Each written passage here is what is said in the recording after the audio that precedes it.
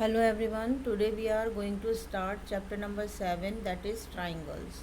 Now in this chapter we will study about the congruence of triangles. Now first of all we will start the definition of congruence.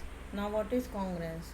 If two geometrical figures coincide exactly by placing one over the other, the figures are said to be congruent to each other.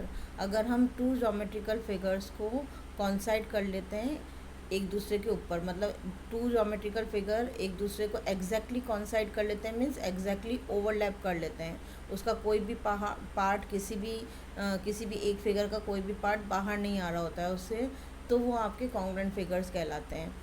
अगर इसमें geometrical figures के अलावा we can take any object also.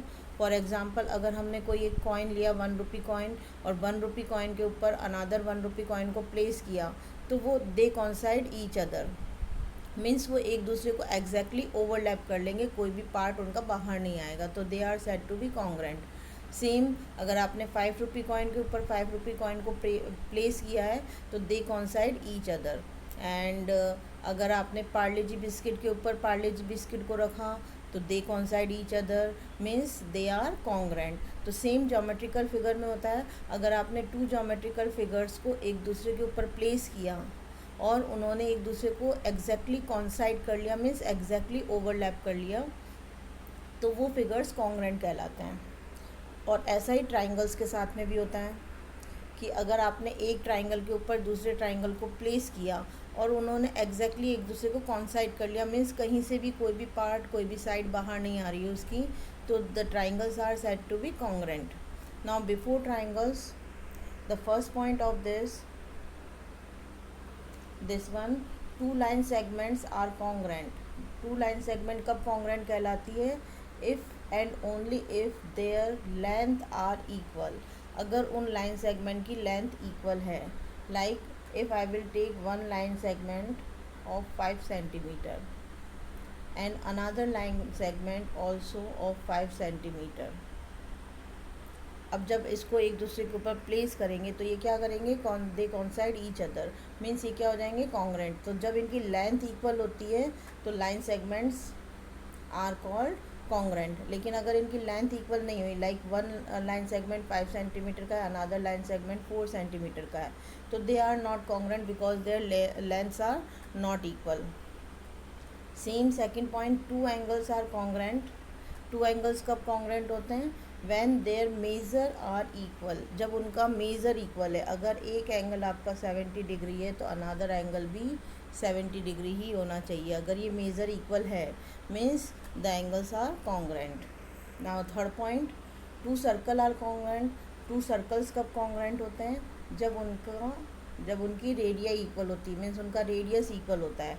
Like अगर ये circle आपका 2 centimetre का है तो this circle also will be of 2 centimetre. तो अगर इनका रेडियस इक्वल है, इनकी रेडिया इक्वल है, तो ये कॉन्ग्रेंट कहलाएंगे. अगर डिफरेंट है, लाइक एक 2 सेंटीमीटर रेडियस है, सेकेंड रेडियस 3 सेंटीमीटर है, तो they are not congruent.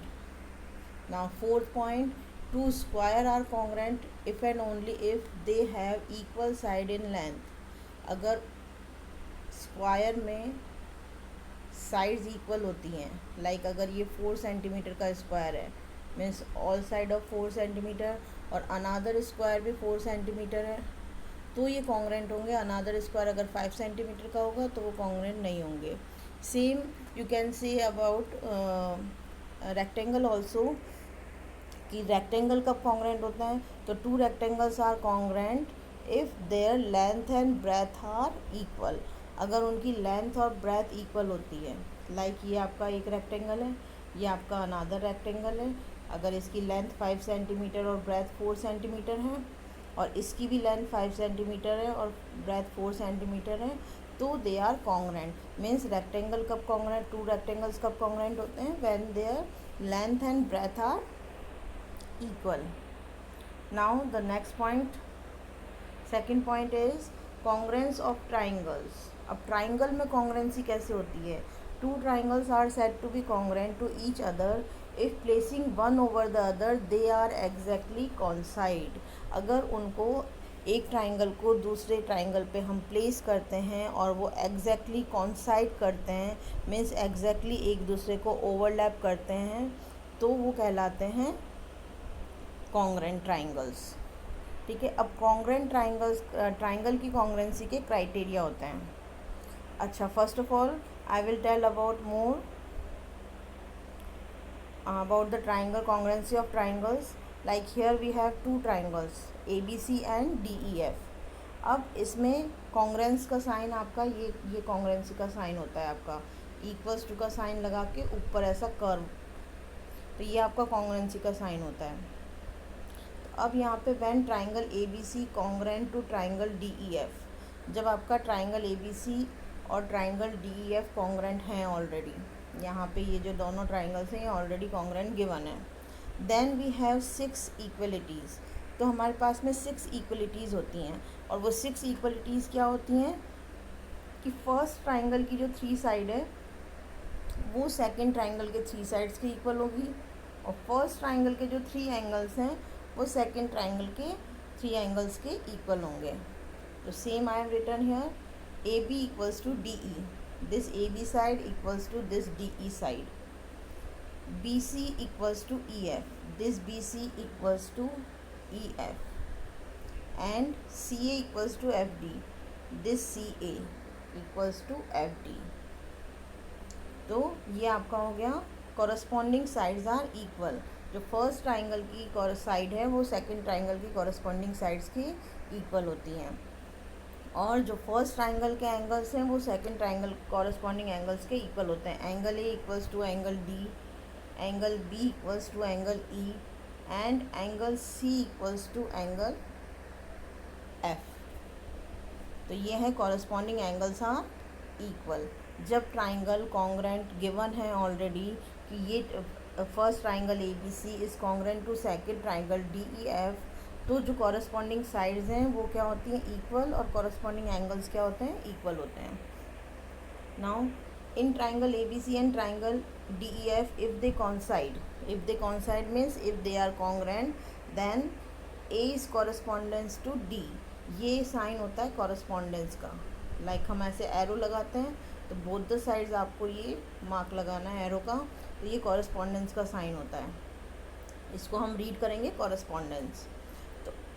A correspondence to D, A correspondence to D means ये जो वर्टेक्स है, ये ट्राइंगल का वर्टेक्स है आपका A, ये इस D वर्टेक्स के कॉरस्पॉन्डेंस होगा।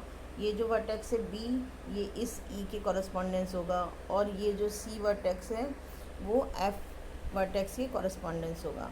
ये तो हो गई वर्टेक्स की बात। नाउ सेम साइड में, तो just I have explained you the sides. AB side is correspondence to DE, BC side is correspondence to EF, and AC side is correspondence to FD या DF we can say। और same for the angles, angle A correspondence to angle D, angle B correspondence to angle E, and angle C correspondence to angle F। तो same I have written here।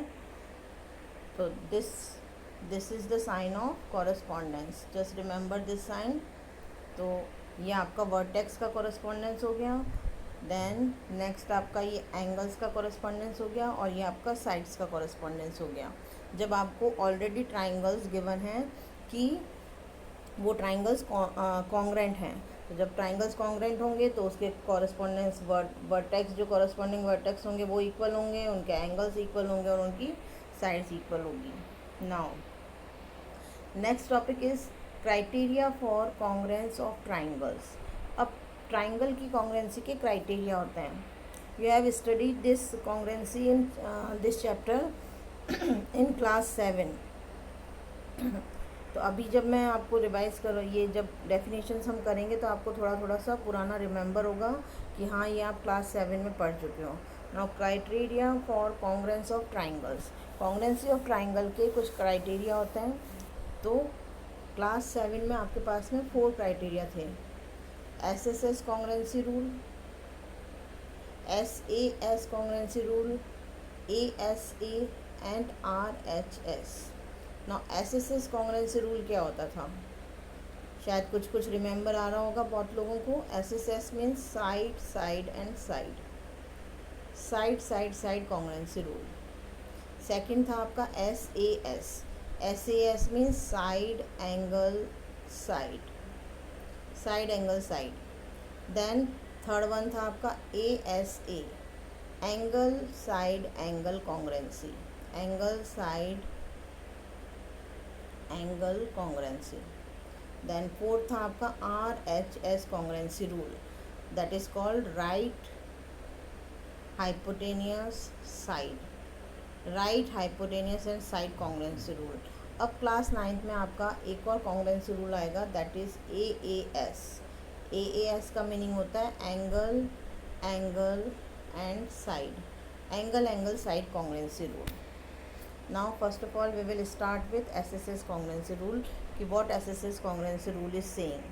SSS congruency rule हमको क्या बताता है कि if three side of one triangle are equal to the three side of another triangle then the two triangles are congruent। अगर एक triangle की तीनों साइड दूसरे ट्राइंगल की तीनों साइड के इक्वल हैं तो वो ट्राइंगल्स कॉन्ग्रुएंट होते हैं। Like here AB congruent to DE, ये भी 3 सेंटीमीटर है, sorry AB is equals to EF, AB 3 centimetre है एंड EF भी आपका 3 सेंटीमीटर है। Then AC, this AC 4 centimetre and DE, this DE 4 centimetre. Then BC 5 centimetre and here we have DF 5 centimetre. तो ये आपका triangles दोनों क्या हो जाएंगे, कॉन्ग्रुएंट। अब जब ये ट्राइंगल्स आपके कॉन्ग्रुएंट है, आपको दिख रहा है कि वन ट्राइंगल की all the sides are equal to the sides of another triangle, तो अब उसमें आपको जब आप लिखोगे यहाँ पे AB equals to EF 3 centimetre, BC equals to FD 5 centimetre, CA equals to DE equals to 4 centimetre. So triangle ABC congruent to triangle EFD and in the bracket you will write by SSS rule। ये कौन से rule से congruent है, by SSS rule. अब यहाँ पे जब triangles के जब हम नेम लिखते हैं तो most important thing is writing the name of the triangle. Triangles के नेम आपका जिस सीक्वेंस में आपने फर्स्ट ट्राइंगल का नेम लिया है उसी सीक्वेंस में आपको सेकंड ट्राइंगल का नेम लेना है, अदरवाइज ट्राइंगल्स के नेम रॉन्ग हो जाते हैं तो 1 मार्क डिडक्ट हो जाता है लास्ट में जाके। तो अगर आपने फर्स्ट ट्राइंगल का नेम लिया है ABC,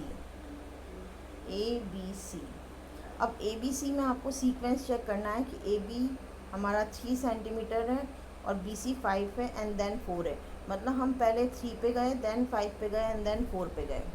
तो सेम आपको सेकंड ट्राइंगल में जाना है कि पहले 3 में जाना है देन 5 पे जाना है एंड देन 4 पे जाना है। तो पहले 3 पे और देन 5 पे जाने के लिए आपको कौन सा सीक्वेंस फॉलो करना पड़ेगा, EFD। तो triangle ABC is congruent to triangle EFD। अगर आपने इस ट्राइंगल EFD को ट्राइंगल DEF लिख दिया तो वो रॉन्ग हो जाएगा। क्यों रॉन्ग हो जाएगा, नाउ लुक हियर, DEF अगर हम लिखेंगे तो D से E की तरफ 4 centimetre then 3 and then 5 centimetre. तो आपका ये सीक्वेंस क्या हुआ, 4 3 एंड 5। तो अगर आपने यहाँ DEF लिया है 4 3 5 तो ये वाले ट्राइंगल में भी आपको सीक्वेंस 4 3 5 ही लेना पड़ेगा। नाउ 4 3 5 के लिए आपको क्या करना पड़ेगा, C से A पे एंड A से B पे, पहले 4 पे गए देन 3 पे देन 5 पे, तो ये नेम होगा आपका CAB। तो ये triangle CAB congruent to triangle DEF। तो यहाँ पे जो writing the name of the triangle that is most important and in the bracket you have to write the right name of the rule also. Now second congruence rule is SAS congruence rule. अब SAS congruence rule का meaning क्या हुआ, side angle side, means side angle and side में आपका क्या होता है कि 2 साइड्स और इंक्लूडेड, अगर आपके पास में ये ट्राइंगल है तो उसमें 2 साइड्स और इंक्लूडेड एंगल बिटवीन देम। अगर आपकी साइड ये है, लाइक आपने ये साइड ली है, ये आपका ट्राइंगल है, ये साइड एंड ये साइड, तो एंगल इन दोनों के बीच वाला बनने वाला एंगल होना चाहिए। उसके लिए फिर आप अगर आपने ये एंगल ले लिया या फिर ये एंगल ले लिया तो वो रॉन्ग हो जाएगा। जो साइड्स हैं उनके बीच का एंगल होना चाहिए। Now here one figure is here. तो as you can see in this figure, two triangles हैं आपके पास में, A B and C, and second is P Q R. अब यहाँ पे साइड ए बी 2 सेंटीमीटर और side P Q is 2 centimetre, then side B C is 4 centimetre and side Q R is 4 centimetre, और angle between them is 50 degree. Means ये दोनों triangle क्या हो गए आपके, कॉन्ग्रेंट हो गए। तो ट्राइंगल ए बी सी, जिस सीक्वेंस में आपने ट्राइंगल ए बी सी का नेम लिया, means 2 then 50 degree then 4 centimetre, तो यहाँ पे भी 2 centimetre then 50 degree then 4 centimetre, तो ये आपका नेम हो गया पी क्यू आर। तो triangle A B C congruent to triangle P Q R हो जाएगा। बट अब यहाँ पे ध्यान देने वाली ये बात है कि यहाँ पे ये जो 2 साइड्स हैं इसके बीच वाला ही एंगल होना चाहिए। आप इसमें एंगल ए या एंगल सी नहीं ले सकते हो। ये जो 2 साइड्स हैं इनके बीच वाला एंगल ही होना कंपलसरी है। अगर ये 2 साइड्स है, like I am drawing one more triangle here, अगर आपके पास में ये 2 साइड है 2 सेंटीमीटर एंड 4 सेंटीमीटर और एंगल आपका ये रहा 50 डिग्री, तो फिर यहाँ पे आपका SAS रूल नहीं लगेगा। तो अगर आपने यहाँ पे ये लिया, ये ट्राइंगल लिया, यहाँ पे आपका 2 सेंटीमीटर एंड 4 सेंटीमीटर हो गया।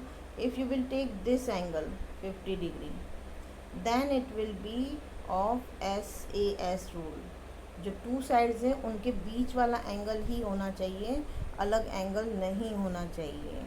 And the most important thing is writing the name of the triangle. Name of the triangle का ट्राइंगल के जो भी नेम है उनका सीक्वेंस आपका प्रॉपर होना चाहिए। Now here A B equals to P Q equals to 2 centimetre and BC equals to QR equals to 4 centimeter and angle B equals to angle Q equals to 50 degree। तो triangle ABC congruent to triangle PQR by SAS rule, side angle side rule। तो ये आपको इसका solution आप अपने आप से कर लेना, यहाँ पे मैंने नहीं किया है, only I have given the figure to you. Now then third is ASA congruence rule. अब ASA का मीनिंग ही ASA, इसके नेम से ही पता चल रहा है, 2 angles and included side between them. 2 angles के बीच वाली साइड, 2 एंगल्स होने चाहिए और उनके बीच की साइड होनी चाहिए। तो यहाँ पे आपके 2 एंगल्स कौन कौन से 2 एंगल्स हैं इन the figure? As you can see, you have 2 triangles PQR and XYZ. So here you have angle Q 60 degree and angle Y 60 degree, angle R 45 and angle Z 45, and QR is 4 centimeter and YZ is 4 centimeter। तो ये जो 2 angles हैं इनके बीच वाली side जिस पे ये angles बने हुए हैं वो ही साइड होनी चाहिए। ये जो 2 एंगल्स हैं इनके बीच वाली साइड इंक्लूडेड साइड ही होनी चाहिए। अगर आपके पास में ये है कि ये 2 एंगल्स हैं 60 डिग्री एंड 45 डिग्री, और साइड अगर आपने ये ले ली 3 सेंटीमीटर या 4 सेंटीमीटर, साइड इज़ 4 सेंटीमीटर, तो अब यहाँ पे आपका ये ASA कॉन्ग्रेंस रूल नहीं होगा, ये आपका कॉन्ग्रेंस रूल होगा AAS, एंगल एंगल साइड। मतलब 2 एंगल्स और उसमें साइड कोई सी भी हो सकती है AAS में, लेकिन ASA में आपका 2 एंगल्स और इंक्लूडेड साइड बिटवीन दैम ही होनी चाहिए। तो here I have done the solution also. Now then RHS congruence rule. RHS congruence rule, अब RHS नेम से ही पता चल रहा है, R का मीनिंग होता है राइट एंगल, H का मीनिंग होता है हाइपोटेनियस और S का मीनिंग होता है साइड। तो RHS का मीनिंग आपका क्या हो गया? RHS कॉन्ग्रेंसी rule means right hypotenuse side congruence rule. अब राइट का मीनिंग क्या हो गया? Right angle. तो आपके पास में जो दोनों ट्राइंगल्स होने चाहिए वो कौन से होने चाहिए? राइट एंगल ट्राइंगल्स होने चाहिए। तो as you can see in the figure you have to right angle triangle ABC and PQR। Then अब यहाँ पे आपका angle A and angle Q, ये एंगल A और ये आपका एंगल Q, ये राइट एंगल है 90 डिग्री, AB 4 सेंटीमीटर और PQ 4 सेंटीमीटर, ये आपकी साइड हो गई। और ये 5 सेंटीमीटर जो BC है और ये जो PR है 5 सेंटीमीटर, ये आपका हाइपोटेनियस हो गया। राइट एंगल के अपोजिट वाला हाइपोटेनियस होता है, राइट एंगल के अपोजिट वाली साइड हाइपोटेनियस होती है। तो हाइपोटेनियस 5 सेंटीमीटर इक्वल हो गए, एक साइड हो गई और एक आपका right angle means 90 degree angle हो गया। तो as you can see here angle A equals to angle Q 90 degree right angle, BC equals to PR 5 centimetre equal hypotenuse and AB equals to PQ 4 centimetre equal sides. तो triangle ABC। अच्छा now अब इसमें triangle के name check करते हैं।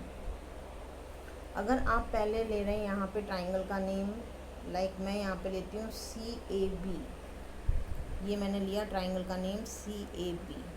अब जो दूसरे ट्राइंगल का नेम है वो इसी सीक्वेंस में लेना है। CAB मीन्स पहले मैं C से A पे गई means right angle, then 4 centimetre, then 5 centimetre. तो यहाँ पे भी आपको right angle, then 4 centimetre, then 5 centimetre लेना पड़ेगा। तो ये आपको नेम लेना पड़ेगा right angle, then 4 centimetre, then 5 centimetre means triangle RQP। ये आपका ट्राइंगल्स के नेम आएंगे। और यहाँ पे क्या लिखा हुआ है, here I have written triangle ABC। अब अगर यहाँ पे मैं लेती हूँ नेम ट्राइंगल का, ट्राइंगल ABC, यहाँ मैंने ABC ट्राइंगल का नेम लिया। अब इसी सीक्वेंस में आपको अनदर ट्राइंगल का भी नेम लेना पड़ेगा।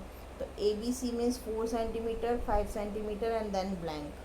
तो 4 centimetre and 4 centimetre, 5 centimetre and then blank means यहाँ पे आपके ट्राइंगल का नेम हो जाएगा QPR। तो ये ट्राइंगल के नेम का सीक्वेंस बहुत केयरफुली आपको देखना पड़ेगा। ना ये आपका RHS कॉन्ग्रुएंसी रूल हो गया। देन अब next is AAS congruency rule. If two angles and any side of a triangle are equal to the corresponding angles and side of another triangle, then the two triangles are congruent. This is known as AAS congruence. So you have to put the heading also here. तो as you can see in the figure, अब AAS मैंने already ऊपर explain कर दिया। AAS क्या होता है, two angles और आपका साइड कोई भी साइड हो सकती है, एनी साइड। तो ये आपके टू एंगल्स हो गए, 40 degree, here also 40 degree, 50 degree, here also 50 degree and 4 centimetre, here also 4 centimetre. अब जब आप ट्राइंगल का नेम लिखोगे, अगेन बी केयरफुल कि ट्राइंगल का नेम लिखने में आपको बहुत केयरफुल रहना है। तो ये आपका ट्राइंगल है PQR। तो अगर मैं यहाँ पे इस ट्राइंगल का नेम लेती हूँ PQR, P से Q की तरफ गए 4 सेंटीमीटर, 40 डिग्री एंड 50 डिग्री। अब यहाँ से भी सेम सीक्वेंस में जाना पड़ेगा, 4 सेंटीमीटर, 40 डिग्री एंड 50 डिग्री। तो यहाँ से आपको जाना पड़ेगा Z से 4 सेंटीमीटर, 40 एंड 50 मीन्स ये आपका ट्राइंगल का नेम होगा ZXY। तो PQR congruent to ZXY means ये आपका AAS कॉन्ग्रुएंस रूल से हो गया। और अगर यहाँ पे ये आपका है 40 डिग्री, ये 50 डिग्री और साइड अगर मैंने ये वाली दे दी आपको 4 सेंटीमीटर, तो फिर ये AAS नहीं होगा, ये टू एंगल्स के बीच की साइड है, मतलब इंक्लूडेड साइड है। तो ये आपका कौन सा कॉन्ग्रुएंसी रूल होगा, ASA कॉन्ग्रुएंसी रूल। तो ये 5 कॉन्ग्रुएंस रूल आपके हो गए। तो you have to write these rules in your copy, all the things, all the definitions first and then criteria for congruency. तो 5 क्राइटेरिया आपको लिखने हैं और just do it properly in your notebook. Thank you.